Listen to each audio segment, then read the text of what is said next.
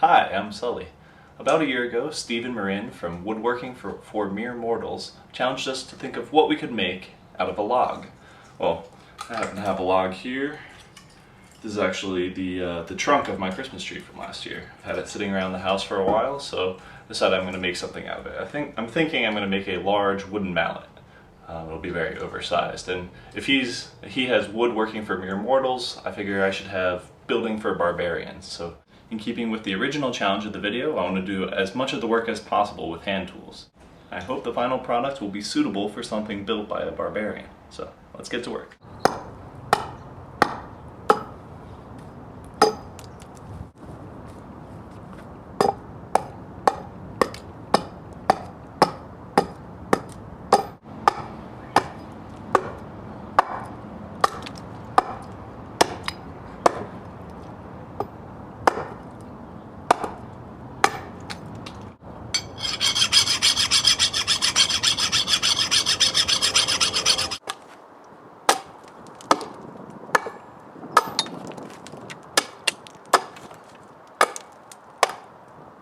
Alright, that was a pretty good first pass with the axe.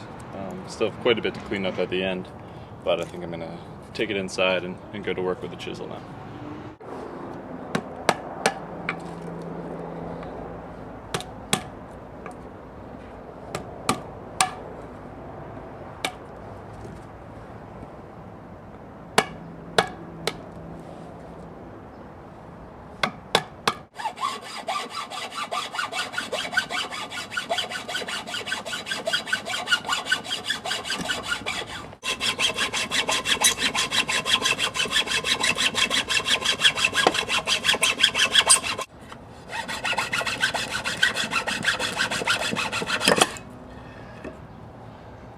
Alright, I've brought the head of the mallet inside. I started by drilling 2 pilot holes. My hope is to drill with this 1-inch spade bit straight through the entire head.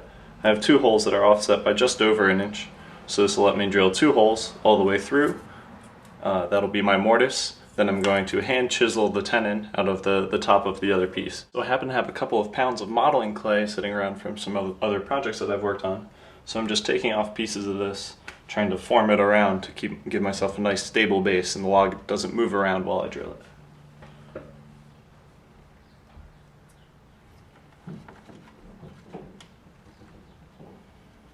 Alright, I've surrounded all sides of the log with clay, so now I'm ready to start drilling.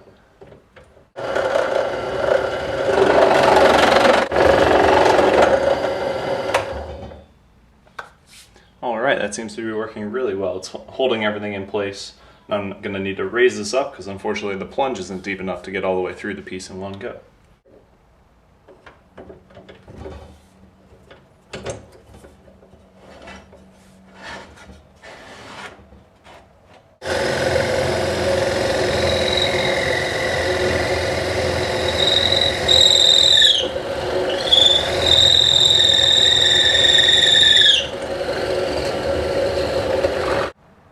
Alright, so that's 2 holes straight through.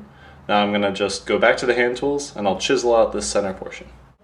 Well, that was a lot easier than I expected. I actually just took a couple of minutes of chiseling. It's still pretty rough. I'm going to have to clean that up a bit. I'm probably going to take a nice wide file and just go down the insides, try to square it up as much as I can, but it turned out to be pretty easy to clear out that middle portion. Alright, I've been working on the top of the handle here. Chiseling is going pretty well. Still have a little bit to go. Certainly a lot of smoothing and evening, so I have to be pretty careful, but it's coming along very well.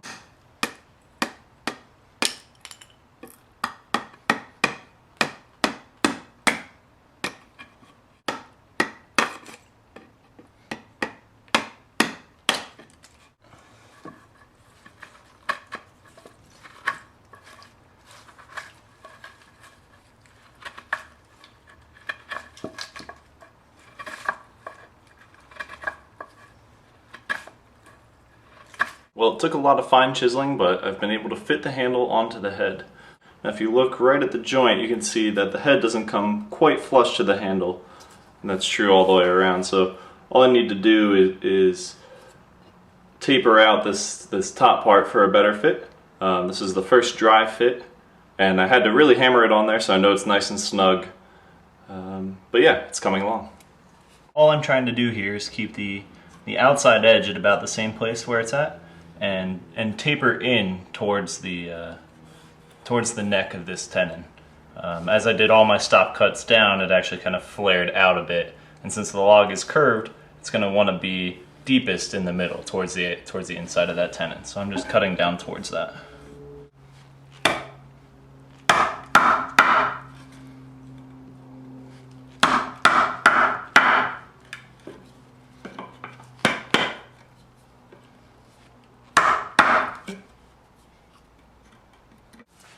Now before I reattach the head, I want to add some weight to it. It's actually pretty heavy in itself right now. I have a large volume of wood between the head and the handle, but I want to add some weight to make this act as a dead blow. So what that will do is, typically people will use lead weights, some small lead bearings.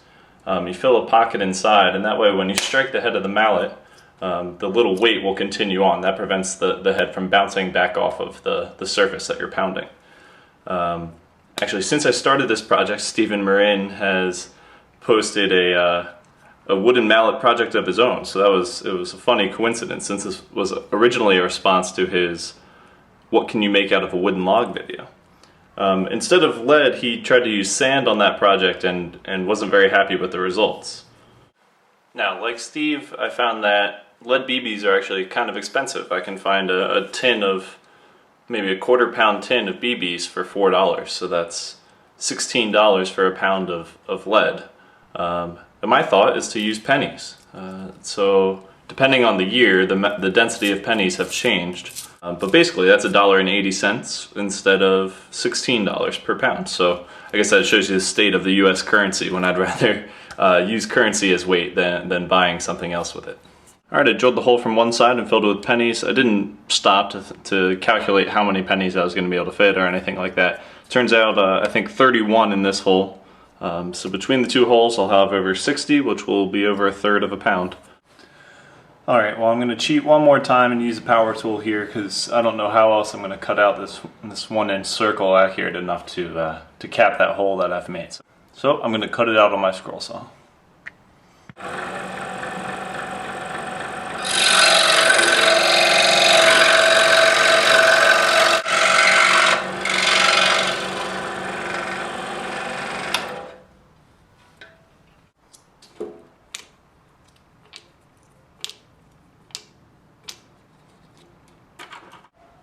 Alright, run a bit of glue on that piece and drop it in the hole.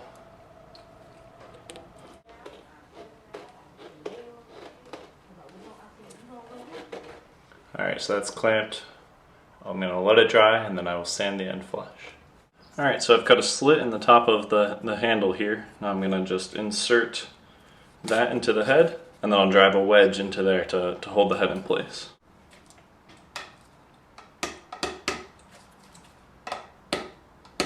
It's a nice tight fit.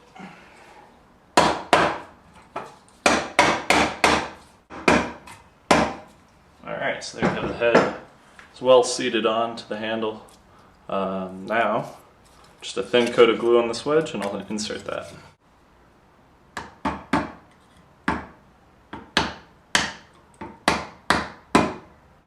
Alright, so now I'm just going to put some epoxy on the top of this and fashion down a bit of leather on each side to protect the final surface. Overall, this is not a very serious project. It's not going to be an extremely practical tool, but I figured these touches will make it a bit nicer and help it to last a little bit longer. Alright, so there we go, nice, relatively even coat of epoxy. Now what I'm going to do is attach the leather. This is just roughly cut for the moment, and then I'll trim it once it's all dry. So there you have it, the Barbarians mallet. I think it turned out pretty well. I don't actually have any uses for this at the moment.